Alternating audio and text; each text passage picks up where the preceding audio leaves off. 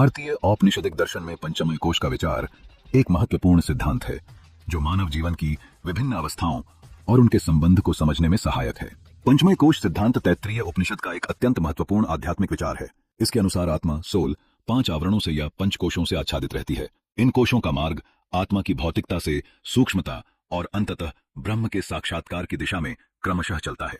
यह विचार मनुष्य के अस्तित्व को 5 मुख्य शरीरों में वर्गीकृत करता है: अन्नमय स्थूल शरीर, प्राणमय सूक्ष्म शरीर, मनोमय कारण शरीर, विज्ञानमय बौद्धिक शरीर और आनंदमय आत्मा शरीर।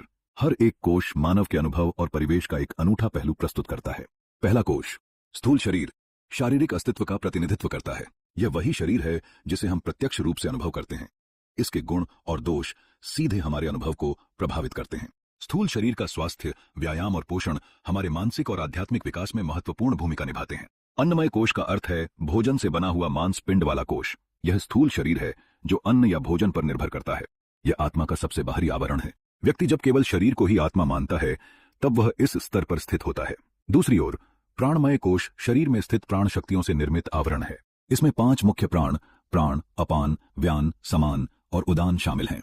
यह जीवनी शक्ति का प्रतिनिधित्व करता है और शरीर तथा मन के बीच सामंजस्य बनाता है। सूक्ष्म कोश हमारी मनोवैज्ञानिक अवस्थाओं को दर्शाता है, जिसमें हमारी भावनाएं, इच्छाएं और संवेग शामिल होते हैं।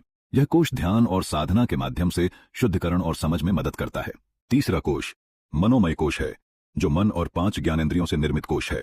इसमें विचार, भावनाएं, इच्छाएं और कल्पनाएं निहित रहती हैं।